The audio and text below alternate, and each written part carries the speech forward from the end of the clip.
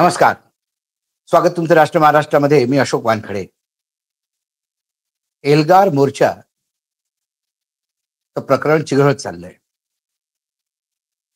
आणि जसा मुंबईला जरांगे पाटलांच्या विरुद्ध न्यायपालिकाच्या समोर करून सरकार पाठीमागं शेपटी लपवून बसलं, तीच स्थिती आज बच्चू कडूच्या आंदोलनावर आली.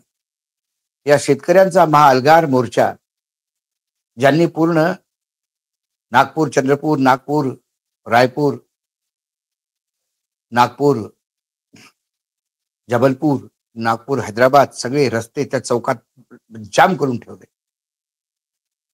तेव्हा सरकार न्यायपालिकेमध्ये गेलं आणि नागपूरचं खंडपीठ आहे मुंबई उच्च न्यायालयाचं, त्यांनी आदेश दिला की संध्याकाळी 6 वाजेपर्यंत 28-29 तारखेच्या म्हणजे आजच्या हे आंदोलन तिथनं उठवा. त्यांचं असं म्हणणं आहे की 28 तारखेपर्यंत ते पण एका वेगळ्या जागी परमिशन दिली होती, त्यामुळे हे बिना परमिशनचं चालू आहे, हे आंदोलन इथनं उठवा. जेव्हा ही न्यायालयाच्या निर्णयाची प्रत घेऊन पोलीस डिपार्टमेंटचे वरिष्ठ अधिकारी बच्चू कडूंना भेटले, तेव्हा बच्चू कडून त्यांना सांगितलं की तुम्ही नामर्दाची औलाद आहे सरकार, न्यायपालिकेच्या पाठीमागं काय तुम्ही लपता, जेल कमी पडतील एवढे आम्ही जेल भरू. आता हा संघर्ष न्यायपालिका विरुद्ध लोकपालिका, लोक न्यायालय विरुद्ध मतलब जन न्यायालय विरुद्ध न्यायपालिका असा होताना दिसतोय. उद्या 11 वाजेपर्यंत कोर्टामध्ये पोलीस कमिशनरला त्या निर्णयाला कसा लागू केला हे सांगायचं आहे. ते जर नाही झालं तर मग पॅरामिलिटरी फोर्स किंवा आर्मीला सुद्धा बोलवण्याचं न्यायालय मागे पुढे पाहणार नाही. क्योंकि न्यायालयाला सुद्धा आजकाल मानवीय, आज मी या बाबतीत मी हे मानतो गोष्ट की पेशंट्सना त्रास होतो, लोकांना त्रास होतो, परंतु त्याच्यापेक्षा कितीतरीही रोज 16 ते 17 आत्महत्या होतात त्या विदर्भात. याचा त्रास न्यायपालिकेला दिसत नाही का? न्यायपालिकाने कधी त्याच्या अँगलने विचार केला का? न्यायपालिका सरकारच्या खोटं बोलणाऱ्या धोरणावर कसं शिक्कामोर्तब करतं हे मला कळत नाही. सरकार निवडणुकीच्या वेळेला प्रलोभन दाखवतं, फोकनाळ्या मारतं, लोकांना फसवतं आणि त्या फसवेगिरी विरुद्ध जर लोकांनी आवाज उठवला तर न्यायपालिका पुन्हा त्यांना चूप करतं. म्हणजे न्यायपालिका लोकांसाठी आहे की सरकारसाठी आहे? हे जे संविधान, जे राज्यघटना आहे आपली, ती राज्यघटना लोकांसाठी अर्पित केलेली आहे आणि त्या राज्यघटनेचे जर तुम्ही रक्षक आहात तर त्याच राज्यघटनेने आम्हाला विरोध करण्याचा अधिकार पण दिलेला आहे. सर्वोच्च न्यायालयाने हे पण सांगितलंय.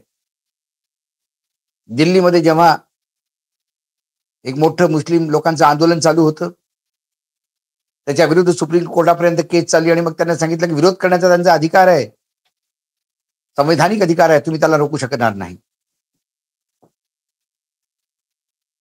पण मुंबईमध्ये आपण पाहिलं जरांगे पाटलांना कसं उठवायला लागलं आणि जरांगे पाटलाचा जो निर्णय ज्या खंडपीठाने दिला त्यात साठे मॅडम त्यात न्यायाधीश होत्या.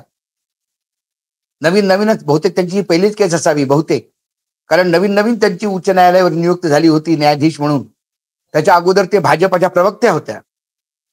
त्यांच्याकडनं जरांगेच्या फेवरमध्ये किंवा जनतेच्या फेवरमध्ये किंवा कष्टकऱ्यांच्या फेवरमध्ये गोष्ट येण्याचं मुश्किलच होतं आणि तसंच झालं. तर त्याच निर्णयाची रे ओढून नागपूर खंडपीठ सुद्धा हेच म्हणतंय का? आता ही लढाई अजून हिंसक होणार का? कुठेतरी टायर जळत फेकल्याची पण एक बातमी आलेली आहे. पुढे काय होणार?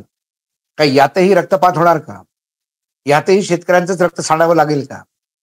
तो आपल्या रक्ताचं पाणी करून तसंही रात्रभर राबून या देशातल्या जनतेला 2 टाइमचं जेवण घेण्याची व्यवस्था करतो, त्याचं पुन्हा रक्त सांडणार का हा प्रश्न आहे. आणि जे तुम्ही घोषणा केल्या होत्या निवडणुकीच्या वेळेला, ज्या घोषणांना समोर ठेवून लोकांनी मतदान केलं होतं,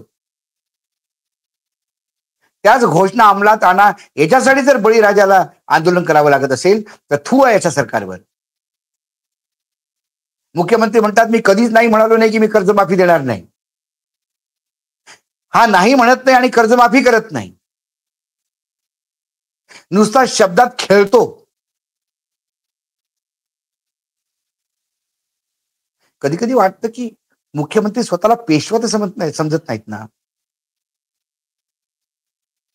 नुसतं खेळत राहायचं, लोकांना खेळवत राहायचं.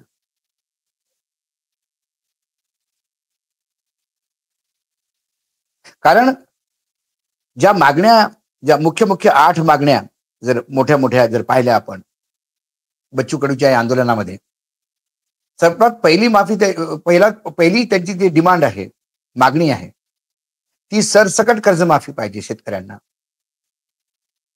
म्हणजे जे बाकी इतर इकडचे कर्ज जे आहेत, कोणी सोलार पंपसाठी घेतलं असेल, कोणा कशासाठी घेतलं ते सगळं जोडून आम्हाला माफ करा, हे मागणी आहे. दुसरी मागणी जो MSP आहे, मिनिमम सपोर्ट प्राइस, त्याच्यावर 20% एक्स्ट्रा अनुदान द्या. म्हणजे शेतकऱ्याचं कमीत कमी फायदा तर सोडा, पण नुकसान होणार नाही. शहराप्रमाणे ग्रामीण भागात सुद्धा घरकुलासाठी 5 लाख रुपये द्या. पेरणी ते कापणी हे मनरेगामधून करून घ्या. मनरेगामध्ये खड्डे खादले जातात, त्यापेक्षा त्याच मनरेगाचा उपयोग शेतकऱ्यांच्या शेतात काम करणाऱ्यांना जर मनरेगामध्ये घेतलं तर शेतकऱ्यांचंही भलं होईल, लोकांनाही काम मिळेल आणि मनरेगाचं पण उद्देश सिद्ध होईल असं वाटतं.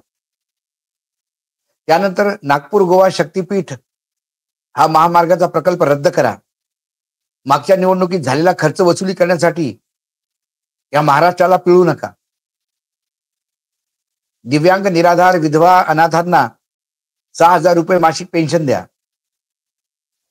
मेंढपाळ, मच्छीमार या लोकांसाठी स्वतंत्र धोरण आखा. ग्रामपंचायत कर्मचाऱ्यांच्या वेतनाचा प्रश्न मार्गी लावा. तर यासाठी ह्या जर मागण्या, यात कुठलीही मागणी व्यक्तिगत स्वतःसाठी नसून याच शेतकऱ्यांसाठी आहे आणि ह्या मागण्या आपण वर्षानुवर्ष हे घोंगडं भिजत पडलेलं आहे. प्रत्येक निवडणुकीच्या वेळेला जो विरोधी पक्षात असतात ते याच मागण्या उचलून आम्ही तुम्हाला हे करू, ते करू, ते करू, ते करू म्हणून सांगतात आणि एक वेळा सत्तेत आले की ना मग त्यांचे पाय पुन्हा तुमच्या छाताळावर असतात, आपल्या छाताळावर असतात. देवेंद्र फडणवीसांनी काही नवीन केलं नाही. देवेंद्र फडणवीसांनी आता आमचे वित्तमंत्री म्हणतात, फायनान्स मिनिस्टर, अर्थमंत्री, पैसा नाही माझ्याकडे. पण 2.5 वर्ष तुम्हीच अर्थमंत्री होता, तुम्हाला माहित होतं तिजोरीची स्थिती काय आहे. मग अशा वेळेला निवडणुकीच्या वेळेला तोंड फाडायच्या अगोदर त्याला विचार करायला पाहिजे होता. 2100 रुपये कशाला देतो म्हणाले होते बहिणीला. बहीण मागायला आली होती तुम्हाला, 1500 दिले, 1500 तिला विकत घेण्याचा प्रयत्न केला आणि पुन्हा 2100 देतो म्हणून सांगितलं. आता त्या 1500 मध्ये काटछाट करता.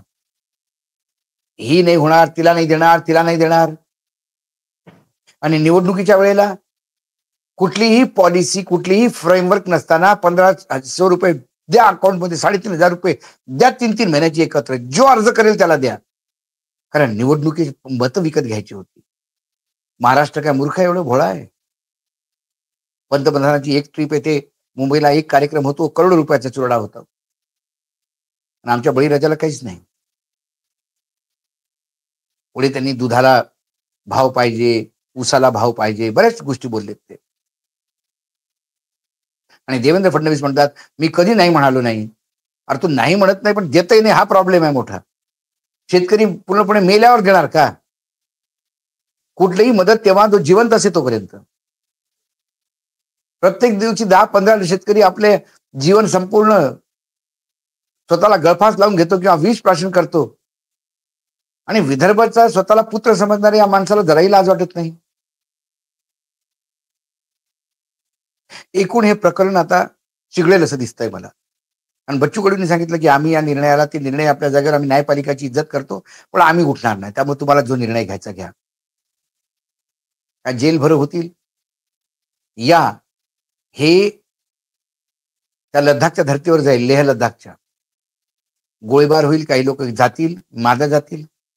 मग बच्चू कडूवर देशद्रोहाचा कुठला तरी आरोप लागेल की यांनी गुलाम अलीची गझल एक वेळा रात्री ऐकताना लोकांनी पाहिलं होतं, याचा अर्थ तो मुसलमान, याचा अर्थ तो पाकिस्तानी आहे आणि गुलाम अली हे पाकिस्तानचे सिंगर आहेत, असाही आरोप सरकार लावू शकतं, काही लावू शकतं. वांगचुकला ज्या हिशोबाने आतमध्ये टाकला आणि मग त्यांच्यावर कुठलाही देशद्रोहाचा खटला चालवून त्यांना जेलमध्ये टाकण्याचा प्रयत्न होईल. हे सरकार दडपशाहीचं सरकार आहे, हे तानाशाहीचं सरकार आहे. म्हणूनच महाजननी सुद्धा, गिरीश महाजननी सुद्धा मध्यस्थता करून पाहिली, पण बच्चू कडू म्हणाले की मला तुम्ही मुंबईला बोलवाल आणि माझ्या पाठीमागं हे आंदोलन चिरडून टाकाल. ज्यांना बोलायचं त्यांनी इथंच येऊन बोलावं. पाहू याची परिणिती काय होते, याचा निर्णय काय होतो. एक एक तास फार महत्वाचा आहे. कारण हा, जरी आपण शहरात असलो, जरी आपण शेतीत काम करत नसलो, तरी हा आपल्या सर्वांचा प्रश्न आहे. कारण जो राबराब राबतो शेतीत, तो फक्त स्वतःसाठी नव्हे, त्याची फळं आपल्याला मिळतात. एवढं लक्षात ठेवा. आज रोखोकमध्ये एवढंच. पुन्हा येतो काही विषयासोबत. तुमचा नमस्कार. पाहत रहा राष्ट्र महाराष्ट्र.